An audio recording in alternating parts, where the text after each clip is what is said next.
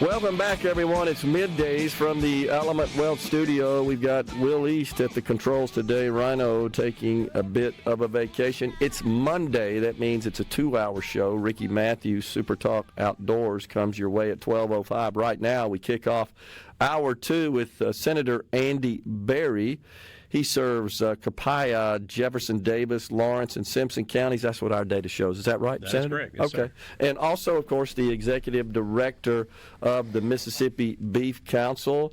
You're a cattle farmer yourself. That's right. Yes, right? sir. Yeah, we've talked about that. Tell people all the time I have night and weekend visitation of my cattle. That's when I get to see them. That's awesome. Well, first, tell us about the beef industry. I had the pleasure, Senator, of speaking to the Leake County Cattlemen's Association. I heard that. I thoroughly enjoyed it. Yeah, good people. We're good folks. Yeah, I know that. And a very integral part of our state's economy as well, and we certainly get that. One of the things that surprised me a bit, Senator, was how many of those cattle farmers are also row crop farmers, maybe even poultry farmers as well. Most of our farmers in Mississippi, particularly outside the Delta, are diversified into something else. Like myself, I have a town job. You get out in the country and you're going to have chicken farmers, you're going to have some row crop farmers, you're going to have tree farmers, people that do other things besides just cattle. And that's typically, historically, the cattle has not been able to support a family just on their own. The last few years it's been pretty good, but historically that's just not the case. So you've got to diversify to make a living farming these days. And it's a shame it's that way, but you do, and it's good that our farmers here in Mississippi have the opportunity to do other commodities to make things work. Well, would you say, Senator, that to some extent that's kind of a hedge if you're concentrated in one aspect of agriculture and it is experiencing some economic difficulty, that you've got other commodities? No, without a doubt. Without a doubt. It's just the rising tide rises all ships type of thing. And so and that's a good thing, particularly with row crops or cattle. They work well together because there's some seasonality to things there that you can work on one, and then other seasons you work on the other. With our poultry farmers, the fertilized byproduct of the chicken farms are great for growing grass or other crops. Yeah. So it works well together. There's a lot of synergies there. Makes sense. Okay, so my understanding is that in general we're seeing some financial challenges across the spectrum of agriculture from a farmer's perspective. But maybe the bright spot is beef and cattle at this point, with prices elevated mainly because there's just a shortage of cattle, right? Is that true? Help us out there. From strictly commodity price, yes. Okay. The beef cattle have been above bar compared to soybeans, cotton, corn have been suffering for the last few years. I think soybeans have rebounded a little bit. Corn tries, it just can't seem to get Corn's going. Just been depressed for a while. Yeah, just can't get. They're those guys. I don't know how they're doing it. They're very great in their yields. I guess it helps them. They're too good. With that, yeah. That's the only reason they're there, is that they are good and they can yield so great. But the beef cattle have been kind of the exception the last 2 or 3 years going back. But before that, you've got a 20-year run where beef cattle were just you were just barely breaking even. So occasionally you've got to make a little profit. Yeah. And so we've seen that the last few years, and that's transcribed to our grocery prices. It's no secret that beef is up a little bit. Yeah. And so we see that in our shopping when we go to the grocery store, to the restaurant, and we're thankful that the consumer still seems to choose beef. Yeah. And we think that we don't think, we know that for the value, there's some great nutritional benefits that beef has for you per ounce, and so we will stack up against anybody in that regard. And we think consumers see that.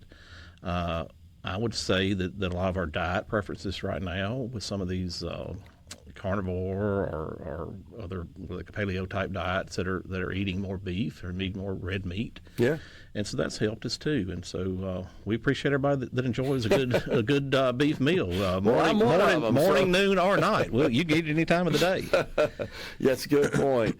And I although my wife's from Biloxi, surprisingly she's a meat and taters girl, and that may be because her mother was from the upper Midwest, Minnesota, which is a staple. Certainly a meat eater from up there. I think she inherited that. So, and she's good at cooking it too, so it works out well.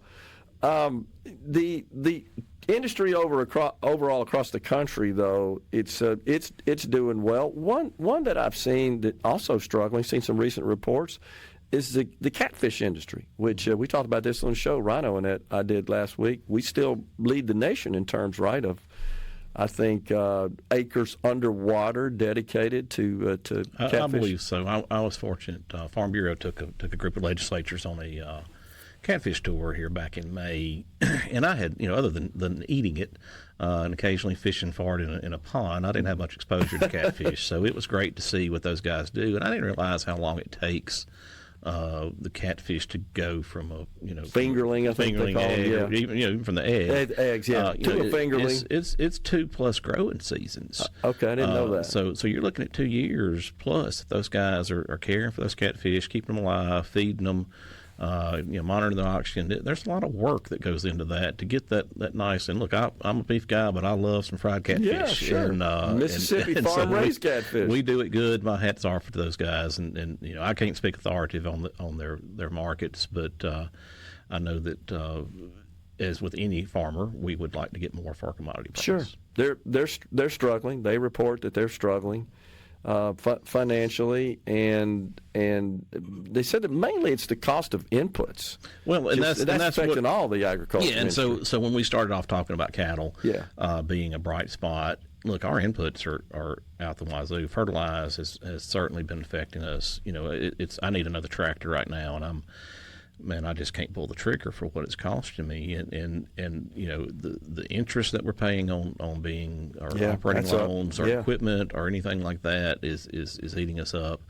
All the inputs that we buy, feed, fertilize, fence, parts, diesel. Certainly diesel. Do not forget diesel right now. It's I'm putting off some work I need to do with some heavy equipment on my farm strictly because I don't want to burn the diesel that it's going to take to do it right now, personally speaking. So diesel is certainly a factor in all the farming operations right now. So across the board, in whatever farming it is, inputs are killing us. And then, we have to keep an eye out on taxes.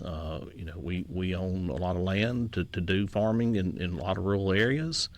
And those local governments depend on that land tax to fund them. And so we've seen cases that continues to rise, and that's something I'm certainly concerned about in the legislature. When we do things that we're not passing some type of burden on to create more taxing to fund something back home in the county. Talk about that, Senator, because that's property taxes have probably gotten more attention just in the public in the last year than I can remember. A great deal of the reason for that is when DOR told all the tax assessors go out and update the value of properties in your jurisdiction. That affects the farms as well. That right? affects everybody. Yeah. The homeowner, the farmer, the person with the mobile home. It affected everybody out there, and so. That's we break down a per acre, be it cattle, be it catfish, whatever. It's a per acre cost on our inputs, and so taxes are part of that. And so you take a place like Madison or the Coast or DeSoto County, you've got a lot of rooftops to create revenue from. But you get down where I live, where my farm's at in rural Jeff Davis County, or you get to some of the Delta counties or some of the other counties scattered across, where you don't have those rooftops to generate that income. And so farming land, agricultural land, takes up a lot of that space in terms of revenue out there. Even with the farming exemption that they often have for the class of land there, they're still being taxed on that. And so oftentimes there's nowhere else to get. Can't blame our county supervisors. They've got to fund their government. They've got to keep the roads up and the schools open. And so property taxes is really the only mechanism we give them where they have much certainly control over. For a county. That's about it. Yeah. For a county, there's nothing else out there. So, I know the speaker has created a task force over on the House side to look at this. I think they're more interested in kind of homestead property, the actual homestead section of that, maybe not as much as agricultural. I had a bill last year, you and I talked about offline one day about, that would create a state study committee, and it would be made up of some people smarter than me. Let's look at some ways to see if we can maybe give some relief to these counties or find another funding mechanism rather than property tax to do that. Now, basically, I don't know where that is. Again, I'm not smart enough. We'll figure that out and get some folks together and see if that's some type of use tax, sales tax, or something else that we could do to help fund these local rural governments. That's what many counties and other states do. They also have some component of sales taxes that stays with the county. I'm encouraged that this is become more of a conversation. We got a break. Hang around. Sure. You're good? Yeah, we got Senator Andy Berry in the Element Wealth studio. Coming right back.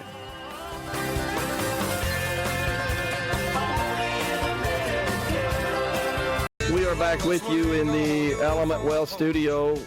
We are chatting with Senator Andy Berry. He's also the executive director of the Mississippi Beef Council. So appreciate you, Senator, giving us kind of an update and overview of the state of the cattle industry and just agriculture in general. As you know, we're so blessed here in the state of Mississippi with many great farmers who comprise our largest industry. It's about 12% of our total GDP. I'm glad you mentioned that it still is, in spite of data centers and battery plants and other things, agriculture is still our largest industry. It's oftentimes, I don't think, maybe treated that way in our state house down there, and so that's something that I've always, in my limited service, is to try to remind people that, hey, data centers or plants or whatever else we're bringing in economic development is great. We're glad to see it, but let's don't forget about the one that brought us here. Don't quit dancing with the one that brought us, and that's agriculture. Well, to your point, though, I got to tell you, I'm worried about the financial challenges that they are facing. This isn't anything new. I mean, a couple of years ago, I remember having the lieutenant governor in here, and it looked like that the row crop farmers weren't going to be able to get loans to put seeds and plants in the ground. And, I don't know that that's changed a whole lot since then.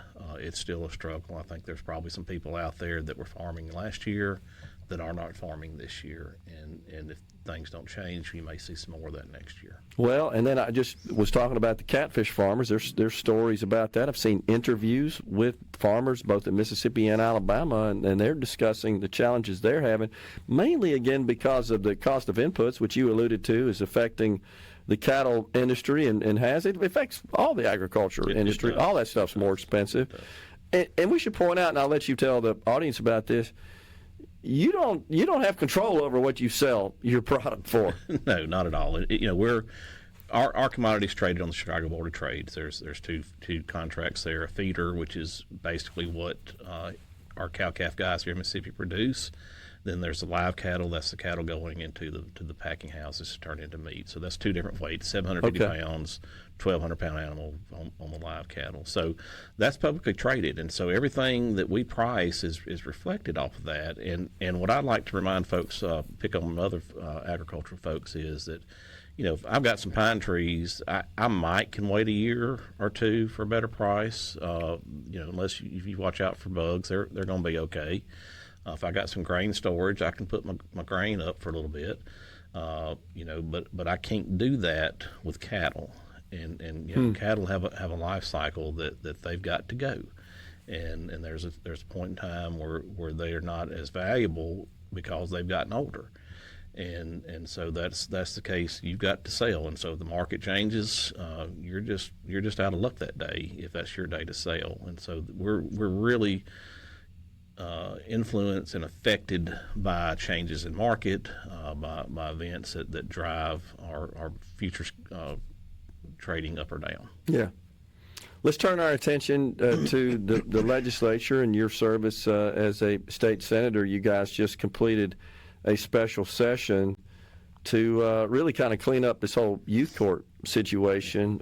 Your thoughts about that, Senator? Well, one, I would love a little bit more heads up. I've heard that from a lot. I was in Denver at a meeting when I got the notice, and American Airlines just seemed determined not to get me back. But I finally rolled in about 8, 9 o'clock that first night. Oh, okay. So I was there for the They vote. Were still going. They were still going, yes. Yeah. Turns out I didn't miss a whole lot, but I was greatly concerned about that. Me and Americans have had some troubles here lately, getting into places. But aside from that, from the Senate side, I think that we were pretty comfortable with what we passed on the youth court bill. It was by and large what we had already done in regular session. A few little tweaks here and there, and I would probably need one of my lawyer counterparts to explain it in a manner to so the audience could understand that. But Gerard, what I'd say with that is, a large part of my district is Simpson County, is kind of the heart of my district. And, I heard from people time and time again that we've got to do something with the youth court, particularly in the light of early June, of the murder of my friends and neighbors, Billy and Carol Blair. And so we saw that, was a 17-year man that's been accused of doing that. And just how could rumored that he had been in and out of some trouble, is the word of that, and how could we let this get to that situation? So I would say that people were hungry, rightly of that, to have something done for youth court. And the referees have done a great job. I go to church with one. She does a great job with what she does. And I heard Senator Wiggins on with Richard the other morning. He said, we were asking part-time people, as good as they may be, to do a full-time job with the referees. And so now we're going to have a full-time job judge that's out there doing this. And so I think that's one of the main takeaways. And then, something we've talked about internally with some of my colleagues in the Senate is, we're proud that we've got some money for some housing. I would argue that we might even need some more spots to put people that's a little bit more regional for these youth, places to house them when they get into a tight, and get them straightened out, and have some intervention, because we've not done that. So I'm glad that we've got some money in there to fix up, hopefully, in some other places to house these juveniles. Because I've heard from my sheriffs and my DA, hey, we can arrest them, but we don't have anywhere to put them. Yeah. And so it's a whole different ball game with the minor versus an adult in terms of how you house them. So I'm excited about that, and hope maybe we can expand that. As bad as that sounds, that we need, we shouldn't as a society even need to be thinking about this, but we do.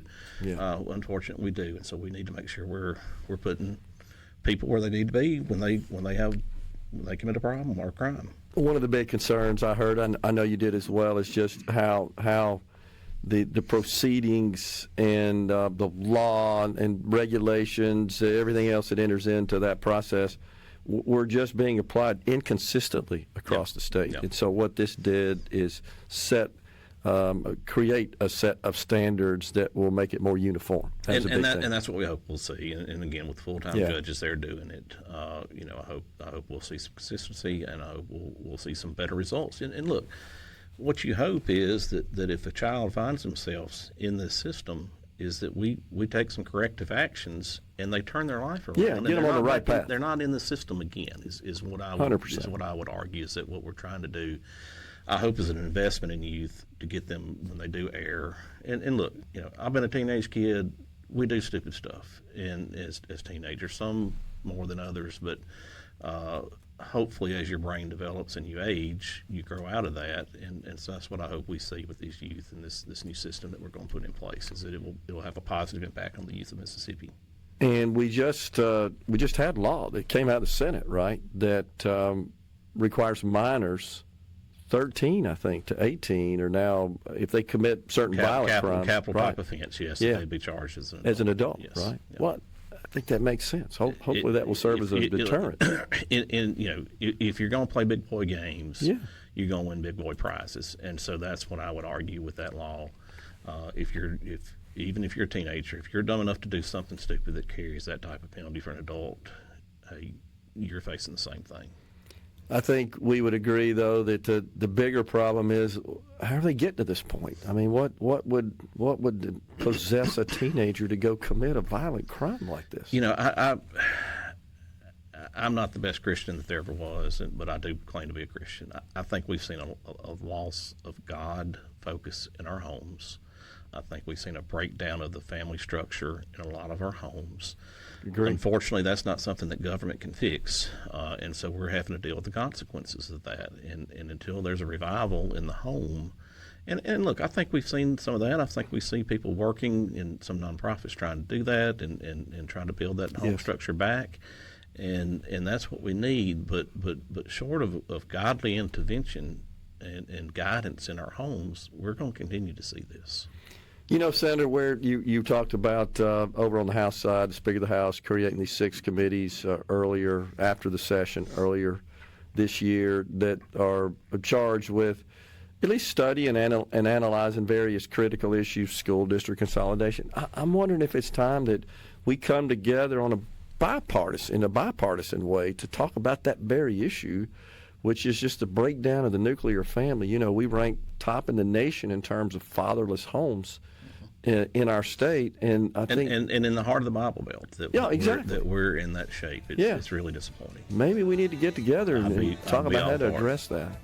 I don't have the answers, but I agree. A group of people get in the room. Surely we can talk about it. Surely we can figure a direction. I agree. Senator Andy Berry has been our guest here in the Element Wealth studio. Appreciate it, Senator. Thank you, sir. Appreciate the time. You bet.